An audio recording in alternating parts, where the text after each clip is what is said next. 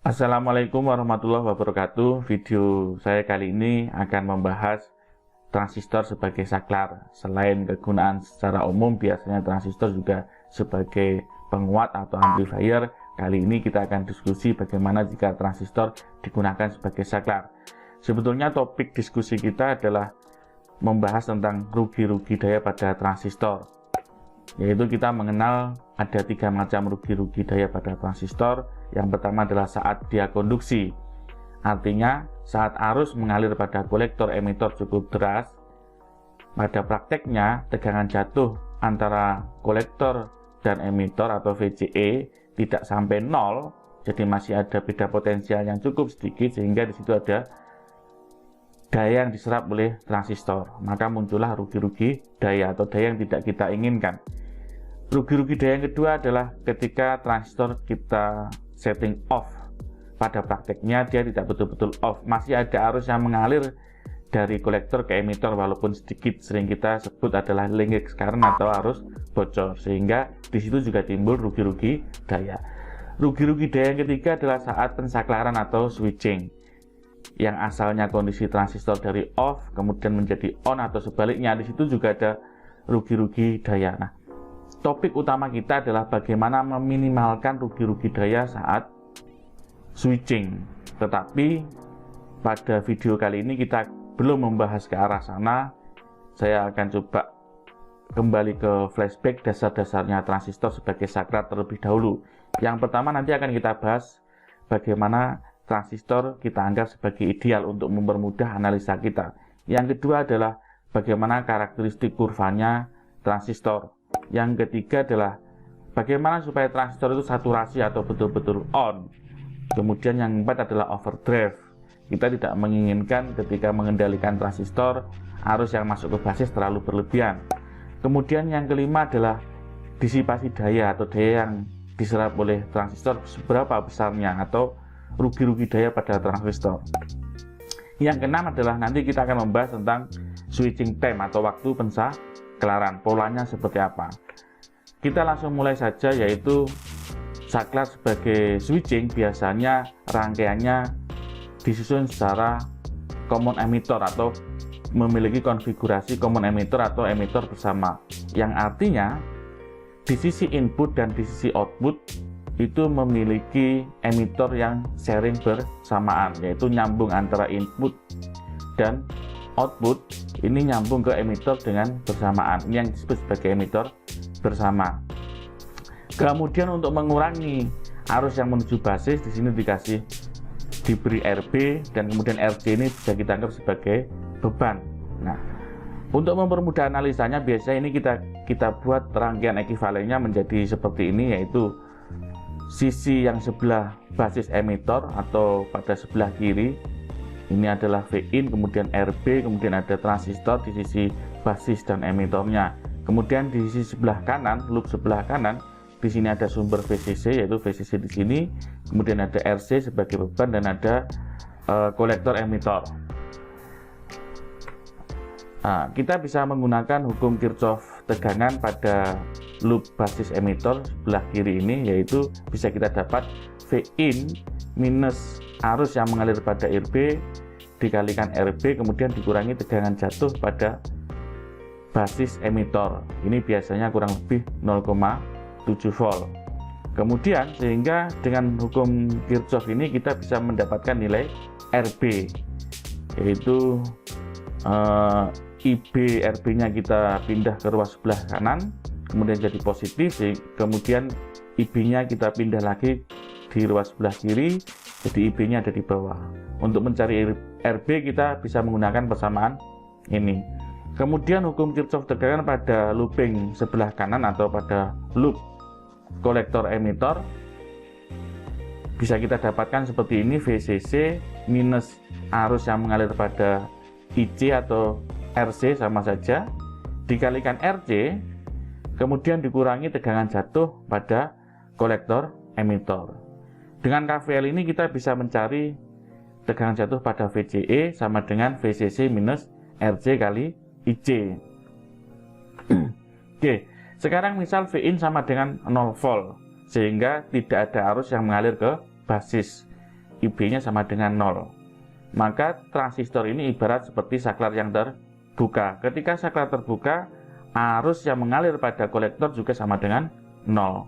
Tegangan jatuh pada VRC juga sama dengan 0. Sehingga bisa kita simpulkan VCE ketika transistor posisinya off, VCE sama dengan VCC. Jadi jika IC-nya 0, IC-nya di sini 0, dikalikan RC nilainya berapapun hasilnya akan 0. Sehingga VCE sama dengan VCC ketika transistor pada posisi off atau cut off. Selanjutnya adalah ketika kondisi saturasi. Jadi sekarang ada nilai VE-nya. Misal di sini sebesar 10 volt atau 5 volt bermuatan positif di sini, sehingga ada arus yang mengalir pada basis.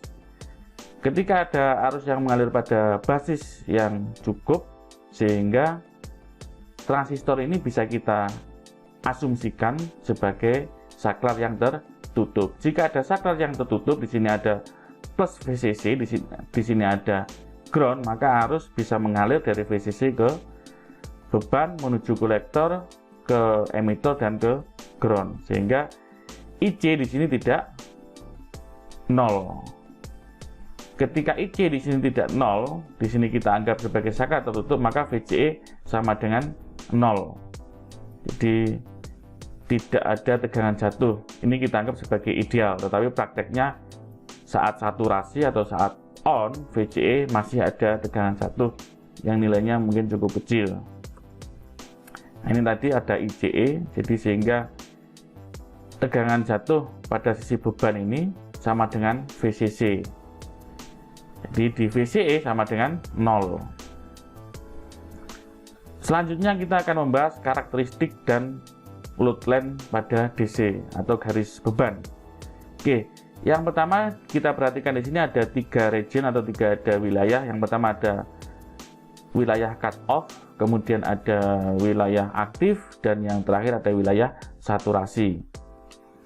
Jika IB di sini sama dengan 0, yang garis biru ini adalah besaran arus pada basis, sumbu X ini adalah mewakili tegangan jatuh pada kolektor, sedangkan sumbu Y ini adalah arus pada kolektor. Saat IB sama dengan 0, maka transistor ini pada kondisi cut off.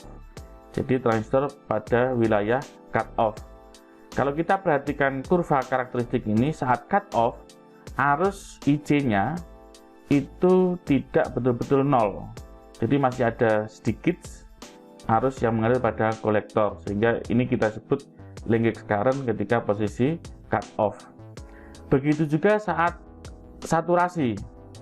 Pada prakteknya saat saturasi atau IB di sini cukup besar, misal IB di sini adalah 70 mikroampere, jadi dia kondisi saturasi, maka VCE-nya saat saturasi tidak sama dengan 0. Kalau tadi secara ideal VCE saat saturasi kita anggap sebagai 0 volt atau tegangan jatuhnya 0 volt. Pada prakteknya VCE masih ada beda potensialnya. Kemudian ada wilayah aktif. Untuk wilayah aktif ini biasanya digunakan untuk amplifier atau untuk penguat. Untuk transistor sebagai saklar, maka wilayah yang kita gunakan hanya 2, yaitu saat cut off dan saat saturasi. Saat cut off misal, IC menurut datasheet 2N3904, IC ini adalah 50 nanoampere. Karena ini sangat kecil, boleh kita abaikan, yaitu di 0 ampere. Jadi sepanjang garis atau sepanjang sumbu X ini atau sepanjang sumbu VCE ini, ketika cut off, arus kolektornya adalah 0 ampere atau tidak ada arus yang mengalir ke sisi kolektor. Sehingga saat cut off, VCE sama dengan VCC, yaitu sebesar 15 volt jika VCC-nya di sini adalah 15 volt. Bagaimana saat saturasi? Saat saturasi di sini kita ketahui, ini salah satu contoh kurva karakteristik saja ya. Kurva karakteristik ini bukan punyanya transistor 2N3904, Tapi ini adalah kurva karakteristik secara umum saja. Di sini ada VCE sebesar 0,3 volt. Ini kita karena nilainya kecil, jadi kita bisa abaikan, yaitu sebesar 0 volt. Bagaimana arus pada kolektor jika beban yang ada di sini bernilai 375 ohm? Maka kita bisa mencari arus pada kolektornya, yaitu VCC minus VCE dibagi RC. Karena VCE-nya kita anggap 0, maka 15 volt dibagi 375 ohm ketemu 40 mili ampere. Jadi bisa kita buat garis load length-nya atau garis bebannya di saat cut off, yaitu IC 0 dan VCE 15. Maka bisa kita jadikan poin di sini, poin A misal. Kemudian saat saturasi VCE 0, VCE-nya 0, IC-nya 40, bisa kita jadikan di sini adalah titik B. Maka bisa kita gambarkan load length-nya atau garis bebannya seperti ini. Ini adalah untuk load length jika RC-nya sama dengan 375 ohm. Nah, wilayah kerja transistor saat jadi saklar adalah saat di titik cut off dan titik saturasi. Di titik saturasi, kita tidak berharap jika saklar atau transistor sebagai saklar ternyata wilayah kerjanya ada di wilayah aktif. Oke, ini jika RC-nya berubah misal adalah 1,5 kilo ohm, maka garis bebannya atau load length-nya juga akan ikut berubah. Kemudian yang tidak kalah penting adalah syarat saturasi. Kita tidak menginginkan bahwa ketika transistor sebagai saklar kemudian ternyata dia tidak betul-betul saturasi, dia berada di wilayah region. Maka apa syaratnya supaya transistor ketika dijadikan saklar dia masuk ke zona atau wilayah saturasi? Syaratnya adalah gain transistor harus memiliki nilai minimum, yaitu HFE minimal, atau ini sering dikenal sebagai beta DC. Nah, gain ini apa? Gain ini adalah penguatan pada sisi transistor. Jadi kita bisa mencari HFE minimal. Contoh di sini adalah misalkan sebuah transistor memiliki arus basis yaitu sebesar 0,2 mA dan membutuhkan arus kolektor sebesar 10 mA untuk saturasi. Jadi harapannya misal kita sudah tahu bahwa arus di beban itu adalah 10 mA, kemudian arus di basis adalah 0,2 mA. Maka HFE minimalnya berapa?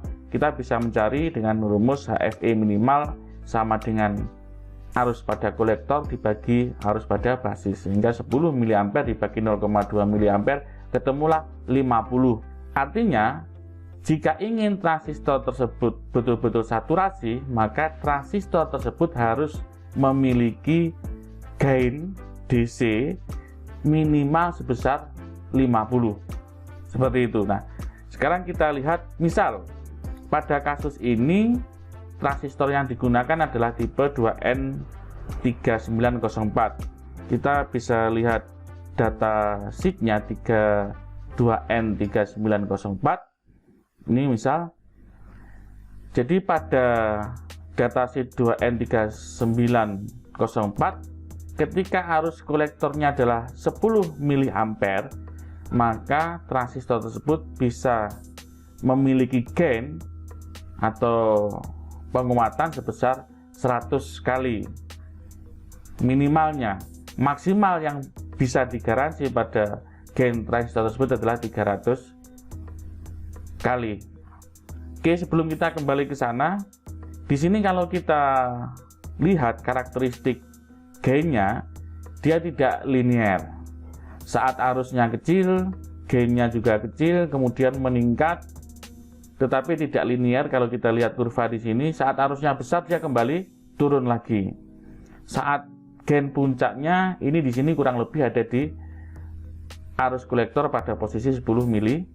Jadi ini adalah kurva gainnya saat menerima beberapa temperatur pada transistor yang berbeda-beda. Yang tengah ini adalah saat suhu ruangan atau normal, yaitu 25 derajat. Jika temperaturnya transistor itu naik, maka gainnya juga ikut naik. Jika temperatur transistornya turun, maka gainnya juga ikut turun. Nah, kalau kita perhatikan di sini, kurvanya tidak linear, jadi landai atau seperti gradiennya seperti eksponensial. Maka ini pun juga arusnya naik, belum tentu gainnya ikut naik. Oke, kembali ke tadi bahwa jika arus kolektornya 10 mA, gainnya adalah 100 minimal dan maksimalnya adalah 300. Maka bisa kita kembali ke tadi. Nah, jika IC-nya 10 mA dan IB-nya 0,2 mA, gain supaya transistor itu saturasi adalah 50. Padahal menurut datasheet adalah gain minimalnya atau HFE minimalnya adalah 100. Artinya bisa kita pastikan bahwa transistor ini jika IB-nya 0,2 dan IC-nya 10 mA, maka transistor akan betul-betul saturasi. Karena yang dia butuhkan minimal adalah 50, sedangkan menurut datasheet adalah 100. Penegasan dari syarat saturasi ini adalah jika HFE kurang dari 50 untuk kasus ini, untuk kasus contoh 1, jika HFE kurang dari 50, maka saturasi tidak akan terjadi. Tetapi menurut datasheet, HFE minimalnya adalah 100, jadi dipastikan ketika IC-nya 10 mA, IB-nya 0,2 mA, maka transistor tipe 2N3904 akan betul-betul saturasi. Nah, ini adalah kesimpulannya. Jadi menurut datasheet, karena pada IC 10 mA, HFE minimalnya adalah 100. Sedangkan yang dibutuhkan di sini adalah minimalnya 50. Jadi cukup untuk dia betul-betul saturasi. Contoh kedua, jika RC pada gambar di samping, nilai resistansi pada beban ini adalah sebesar 220 ohm dan transistor yang digunakan masih sama, yaitu 2N3904. Apakah transistor akan saturasi? Jika diketahui juga arus pada basis adalah sebesar 0,2 mA. Yang pertama yang harus dilakukan adalah mencari IC-nya berapa. Kita bisa melakukan pendekatan, mestinya di sini ada drop tegangan antara kolektor dan emitor, ini bisa kita abaikan, kita anggap 0, mestinya VCC minus VCE. Karena VCE-nya kita anggap 0, jadi persamaannya tinggal IC sama dengan VCC dibagi RC. VCC diketahui 10 volt, kemudian beban RC adalah 220, sehingga ketemu arus pada kolektor adalah sebesar 45 mA.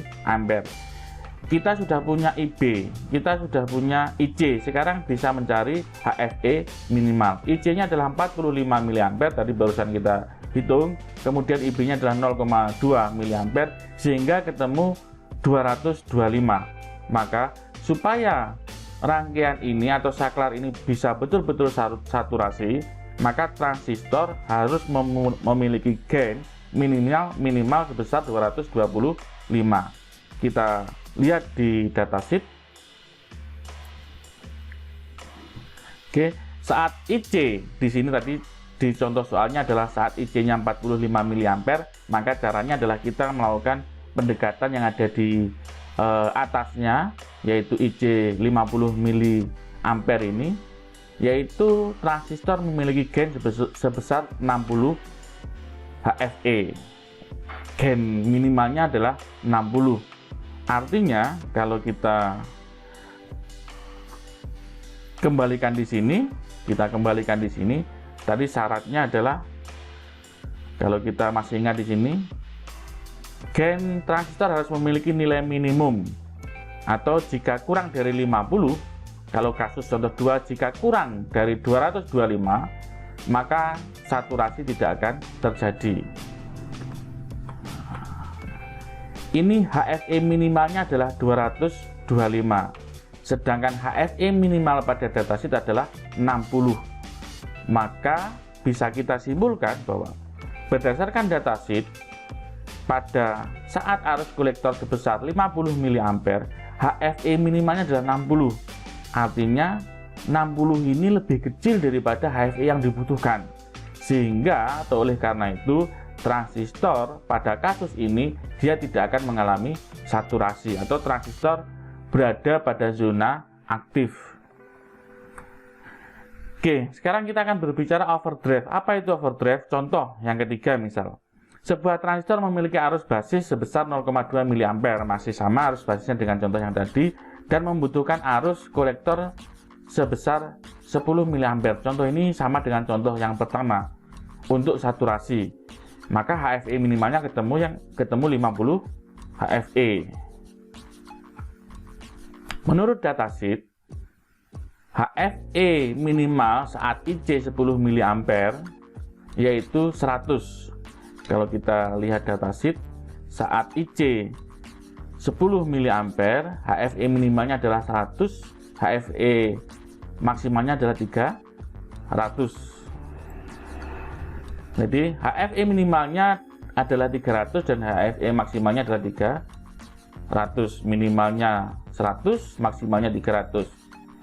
Arus kolektor bisa saja, kalau berdasarkan datasheet ini, bisa saja di antara 20 mA didapat dari IC sama dengan HFE minimal dikalikan IB, yaitu minimalnya HFE adalah 100, IB-nya 0,2 mA, ketemulah 20 mA. Kemudian IC-nya bisa jadi sampai 60 mA. Jadi arus pada kolektor bisa saja di antara 20 mA sampai 60 mA. 60 dapat dari mana? Dapat dari HFE maksimal 300 dikalikan IB-nya yaitu 0,2 mA, ketemulah 60 mA. Artinya mestinya ketika IB-nya 0,2 itu arus pada kolektor bisa sampai 20 mA, bahkan sampai 60 mA. Tetapi karena di sini RC-nya tidak berubah-ubah, VCC-nya juga tidak berubah-ubah, maka dipastikan arus pada kolektor tidak akan melebihi 10 mA. Jadi karena VCC tidak berubah, RC tidak berubah, maka arus pada kolektor tidak berubah. Sehingga bisa kita tarik kesimpulan, jika HFE yang dibutuhkan untuk saturasi pada rangkaian saklar menggunakan transistor sebesar 50, maka ini jauh lebih besar dari 50. HFE yang tersedia di datasheet ini minimal 100 dan maksimalnya 300, sedangkan yang dibutuhkan hanya 50, maka HFE yang sanggup penguatan pada transistor itu jauh lebih besar daripada 50. Atau bisa kita artikan HFE menurut datasheetnya transistor 2N3904 jauh lebih besar daripada 50, sehingga arus basis terlalu besar. Jadi arus yang mengalir ke basis, IB-nya ini terlalu besar untuk mengendalikan transistor menuju saturasi. Ini yang kita sebut sebagai overdrive. Ketika IB-nya 0,2, transistor akan betul-betul saturasi, tetapi pengendaliannya terlalu berlebihan. Jadi ini juga sangat disayangkan. Mestinya bisa lebih kecil daripada 0,2 mA. Karena saat 0,2 mA dengan gain 100, mestinya bisa 20 mA arus pada kolektor. Saat gainnya 300, maka jika IB-nya 0,2 dikali 300 ketemu 60 mA. Bahkan jika kita menggunakan 0,2, arus pada kolektor itu mestinya bisa mencapai 60 mA. Sedangkan yang dibutuhkan arus yang mengalir pada kolektor hanya sebesar 10 mA. Jadi terlalu berlebihan ketika mendrive basis transistor atau IB-nya terlalu besar. Oke, selanjutnya kita akan berbicara disipasi daya atau power dissipation. Apa itu disipasi daya? Adalah daya yang diserap oleh transistor. Daya yang diserap oleh transistor ini sebetulnya tidak kita inginkan, sehingga nanti akan kita sebut sebagai rugi-rugi daya. Mestinya daya yang diserap itu ada hanya pada beban. Contoh, jika pada gambar sebelah menggunakan transistor 2N3904, hitung disipasi daya saat cut off, saat saturasi, dan yang terakhir ketika VCE, tegangan jatuh antara kolektor dan emitor sebesar 3 volt. Bisa langsung kita jawab. Yang pertama adalah saat cut off. Berdasarkan datasheet 2N3904, datasheetnya 2N3904, jadi pada video kali ini saya hanya menggunakan satu tipe transistor saja, yaitu 2N3904.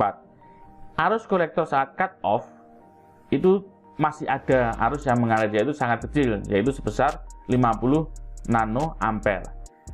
Jadi bisa kita hitung disipasi dayanya adalah sama dengan VCC kali IC. VCC-nya 10 volt, IC-nya cukup kecil yaitu 50 nano, maka tegangan jatuhnya kurang lebih adalah 0,5 mikrowatt. Nah, ini tegangan jatuh atau disipasi daya saat cut off. Saat saturasi, kita cari IC-nya. Kita anggap bahwa VCE 0 atau sangat kecil, sehingga arus kolektor sama dengan VCC dibagi RC. VCC-nya 10 volt, kemudian RC-nya 1 kilo ohm, sehingga ketemu arus kolektornya adalah 10 mA. Setelah ketemu, menurut datasheet saat IC-nya 10 mA, ternyata tegangan jatuh saat saturasi adalah sebesar 0,2 volt. Maka bisa kita cari disipasi daya saat saturasi adalah VCE saat saturasi dikalikan IC. VCE saat saturasi adalah 0,2 volt dikalikan 10 mA adalah 2 mA. Kemudian yang ketiga, ini tadi 2 mW, jadi disipasi dayanya adalah 2 mW. Saat ketiga adalah ketika VCE-nya sekarang 3 volt, artinya transistor tidak dalam kondisi cut off dan juga tidak dalam kondisi saturasi. Transistor berada di zona atau berada di wilayah aktif. Kita cari IC-nya dulu, yaitu IC sama dengan VCE minus VCE. Ini VCE-nya karena cukup besar tidak bisa diabaikan, dibagi RC. VCC-nya 10 volt, VCC-nya 3 volt, kemudian dibagi bebannya di RC adalah 1 kilo ohm, ketemu 7 mA. Sehingga kita bisa mencari disipasi dayanya adalah VCE dikali IC. VCE-nya adalah 3 volt, kemudian arus kolektornya adalah 7 mA, ketemu disipasi dayanya adalah 21 mW. Nah, kalau kita bandingkan antara ketiga disipasi ini saat cut off, saat saturasi, saat VCE sebesar sama dengan 3 volt, disipasi daya yang paling besar adalah saat VCE sama dengan 3 volt. Artinya disipasi di sini adalah 21 mW dibandingkan dengan saat cut off yang cukup kecil. Begitu juga saat saturasi juga cukup kecil. Maka rugi-rugi daya yang paling besar itu ketika transistor tidak berada pada wilayah cut off atau tidak berada pada wilayah saturasi. Maka ketika menggunakan transistor sebagai saklar harus dipastikan bahwa transistor itu betul-betul cut off, betul-betul off, dan juga betul-betul on atau saturasi. Kemudian yang terakhir yang akan kita bahas kali ini adalah switching time atau waktu pensaklaran, yaitu dari off ke on dan dari on ke off. Oke, misal di sini adalah ada sinyal masukan Vin di sini berupa square wave gelombang kotak. Misal ini adalah dibangkitkan dari PLC atau microcontroller atau Arduino gitu. Jadi sebelum dia dari low ke high, dari 0 ke 5 volt misal, saat Vin-nya sebesar 0 volt, ada arus yang mengalir dari kolektor ke emitor yang cukup kecil kalau kita perhatikan ini. Ini yang kita sebut sebagai linkage current. Kalau tadi punyanya 2N3904, linkage current di kolektor saat cut off adalah sekian nano ampere, cukup kecil.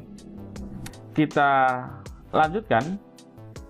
Saat sinyal input mulai naik dari 0 ke 5 volt misal, atau dari logic low ke logic high atau logic 0 ke logic 1, ini kalau kita perhatikan ternyata arus belum mulai naik. Begitu juga tegangan belum mulai turun. Yang bawah ini adalah sinyal tegangan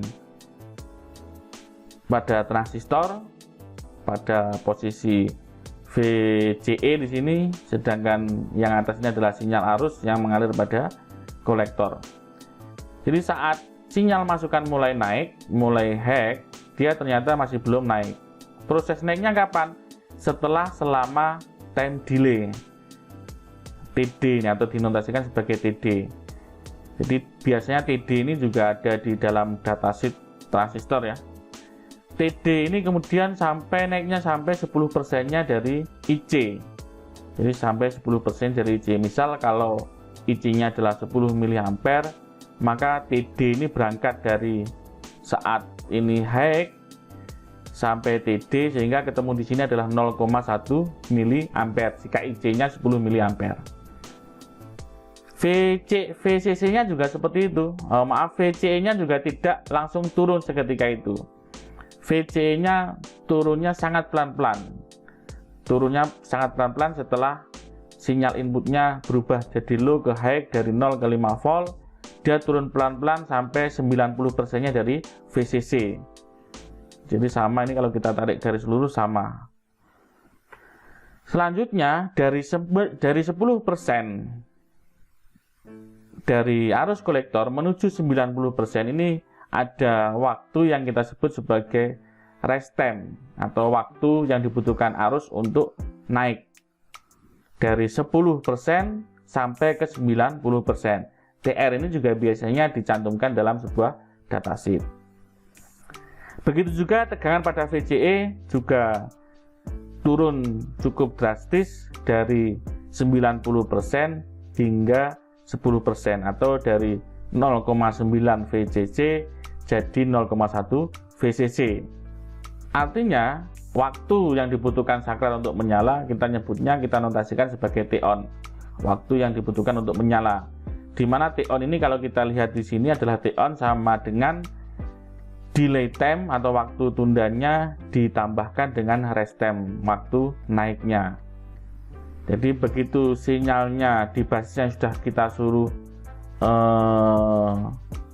aktif, ternyata si transistor ini lelet, atau dalam arti dia masih nunggu waktu tunda dulu, masih nunggu waktu naik. Misal sama halnya ketika kita misal disuruh orang tua kita suruh beli beras, misal kita masih buka WA, masih buka Instagram, tidak langsung responsif. Itu ibaratnya transistor ketika disuruh aktif juga seperti itu. Oke, misal misal sinyal inputan pada transistor ini adalah berupa square wave atau PWM, pulse width modulation. Di sini punya lebar pulsanya atau pulse width-nya, punya lebar pulsanya. Saat setelah disuruh on, kemudian transistor disuruh off. Ya, ini posisi transistor disuruh off. Saat transistor disuruh off, diberi sinyal inputan 0 dari high ke low, dari 5 volt ke 0 volt, dari logic 1 ke logic 0 misal ya. Ternyata arus tidak turun seketika itu. Begitu juga dengan tegangannya juga tidak naik seketika itu. Ada jeda waktu. Begitu disuruh off, ternyata masih ada jeda waktu supaya arus turun atau tegangan naik. Jeda waktunya ini bukan time delay lagi, untuk saat ini kita gunakan storage time. Waktu transistor untuk off itu adalah sama dengan TS ditambah TF. F-nya ini adalah volt time, waktu yang dibutuhkan untuk dia turun drastis. TS-nya ini adalah waktu storage-nya, storage time. Jadi T off sama dengan TS ditambah TF. Biasanya TS ini juga ada di dalam datasheet, begitu juga dengan TF. Nah, berdasarkan datasheet 2N3904, time delay-nya adalah 35 nanosecond, rest time-nya ada 35 nanosecond, sehingga TO-nya sama dengan 70 nanosecond. Begitu juga T off sama dengan TS, storage time-nya ada 200 nanosecond, cukup besar. Kemudian ada volt time-nya sebesar 50 nanosecond. Jadi total T off-nya adalah 250 nanosecond. Demikian diskusi kita kali ini, atau pembahasan kali ini. Pembahasan pada video berikutnya sesuai dengan tujuan kenapa topik atau pembahasan ini muncul, yaitu nanti kita akan membahas bagaimana meningkatkan drive pada transistor atau meminimalkan rugi-rugi daya saat pensaklaran atau saat switching. Jika ada pertanyaan, kritik, atau saran, silahkan tinggalkan komentar. Sekian, billahi taufik wal hidayah. Wassalamualaikum warahmatullahi wabarakatuh.